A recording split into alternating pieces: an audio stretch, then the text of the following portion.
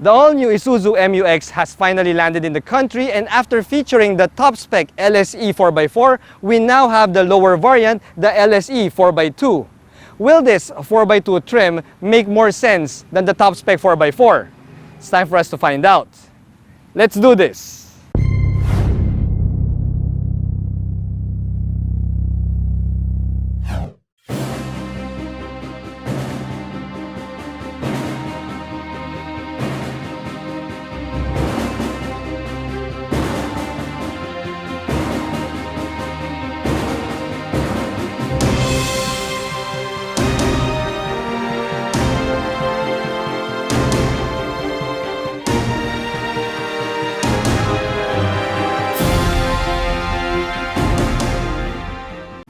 Hello guys, I'm Reagan and welcome back to another car review. If you're new to my channel, I hope you click that subscribe button for your regular dose of Philippine automotive content. If you're my subscriber already, well, sit back, relax, and enjoy the show. After, you click that like button. Also, special thanks to Isuzu Philippines for inviting us over to feature the MU-X LSE 4x2. The top-spec MU-X LSE 4x4 pretty much shocked everybody with its asking price because that big dog has a retail price of 2,450,000 Philippine pesos.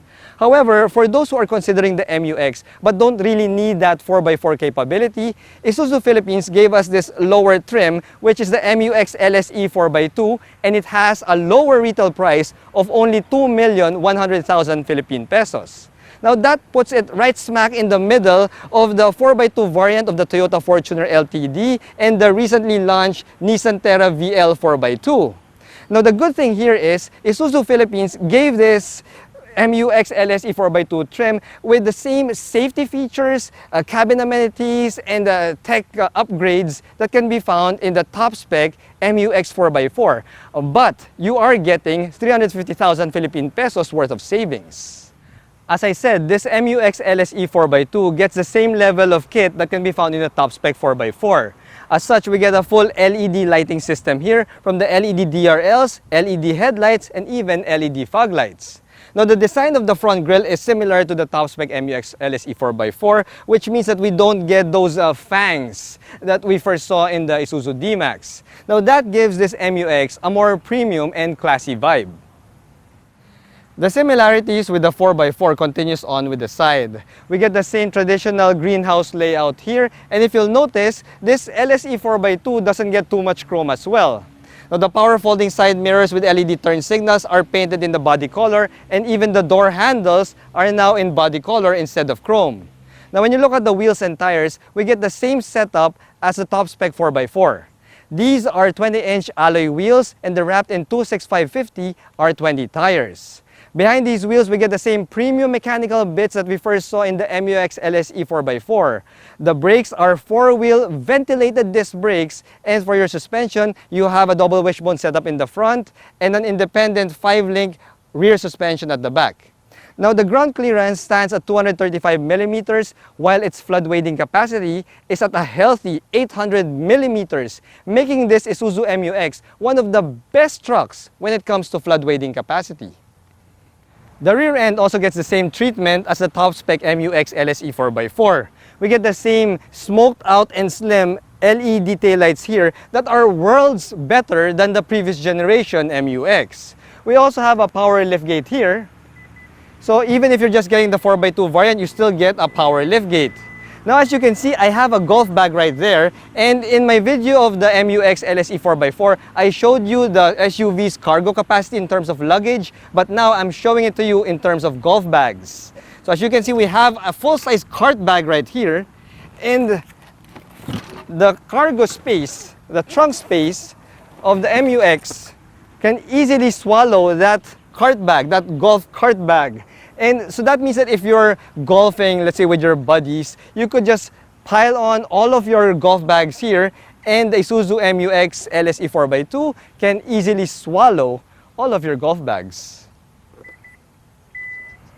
The MU-X LSE 4x2 gets the same motor that we first saw in the top-spec LSE 4x4 and also the higher trim of the Isuzu D-Max. This is a 3-liter Blue Power 4-cylinder turbo diesel motor that puts out 187 horsepower and 450 Newton meters of torque.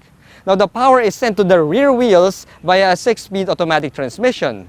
Now, since this MU-X LSE 4x2 doesn't have a 4-wheel drive system, doesn't have differentials, transfer cases, and stuff like that, it is lighter by 100 kilograms, which should translate to a little bit better fuel economy and overall road handling.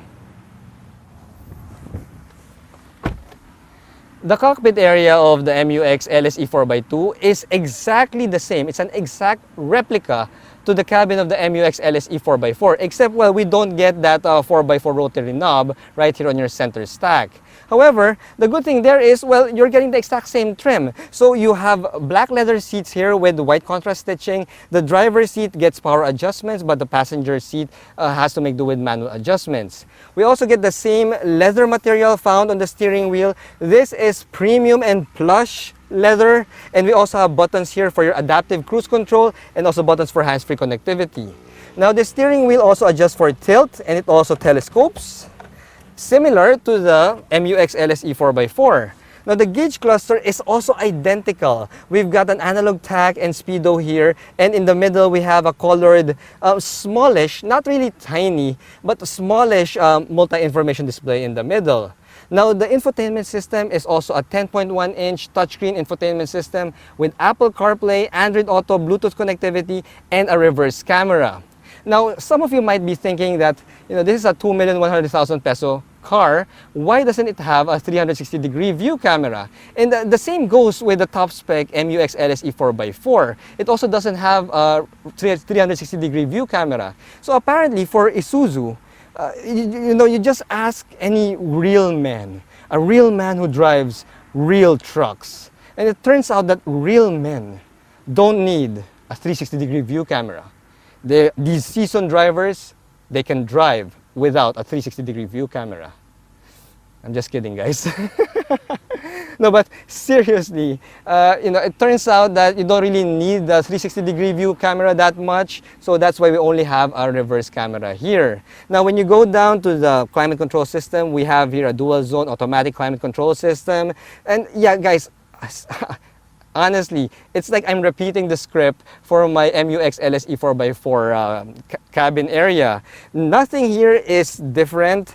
It's all the same, except we don't get that 4x4 knob right here in the center stack. Now the thing is, I did mention in my MU-X LSE 4x4 video that the cabin, for a 2,450,000 peso car, it doesn't feel like the cabin of a 2,450,000 peso car. But the thing is, this is only 2,100,000 Philippine pesos. So looking at the tech amenities, looking at the cabin materials that they used here, yes, this feels more like a 2,100,000 Philippine peso cabin.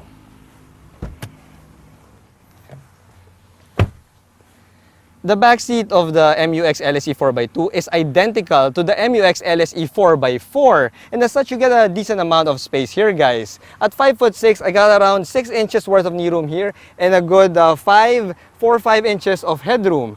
Now the amenities are also the same. We have a ceiling mounted AC vents here, we have a dome light in the center, and we also have a couple of USB charging ports and also an actual socket right here for appliances in case you want to run appliances inside your Isuzu MU-X. Now we also have that nifty center armrest here that hides a tray and also a pair of cup holders.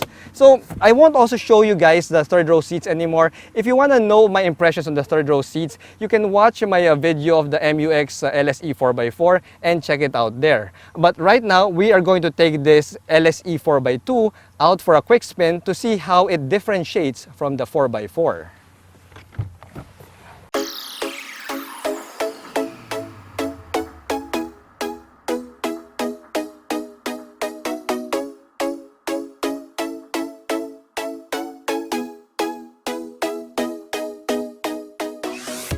Alright guys, so we're now driving the Isuzu MU-X LSE 4x2, and I'm happy guys that the safety bits found in the top-spec 4x4 also made its way into the LSE 4x2. So it's really nice that Isuzu didn't compromise with the safety of the Isuzu MU-X, such that even in this lower trim, we get a good amount of safety features. We get the same active and passive safety features that are found in the top-spec Isuzu MU-X LSE 4x4. Now, when it comes to the steering feel of this MU-X LSE 4x2, well, it is 100 kilos lighter, and as such, it feels lighter to pilot this thing. The steering feel, although it's also a hydraulic power assist system, feels much lighter than the one I experienced in the MU-X LSE 4x4. Alright guys, now we have a nice open road in front of us, and I'm going to share with you the acceleration feel of this MU-X LSE 4x2. Now remember, this is 100 kilos lighter than the MU-X 4x4. Whoa! Yeah! Alright!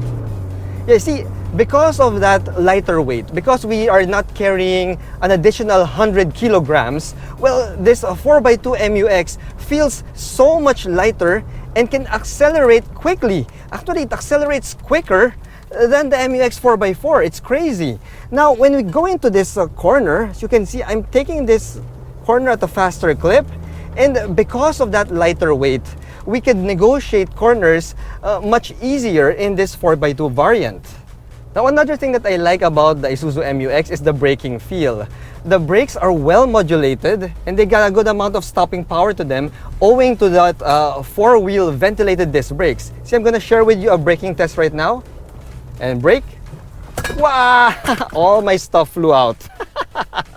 That's how powerful the brakes are of the Isuzu MU-X 4x2.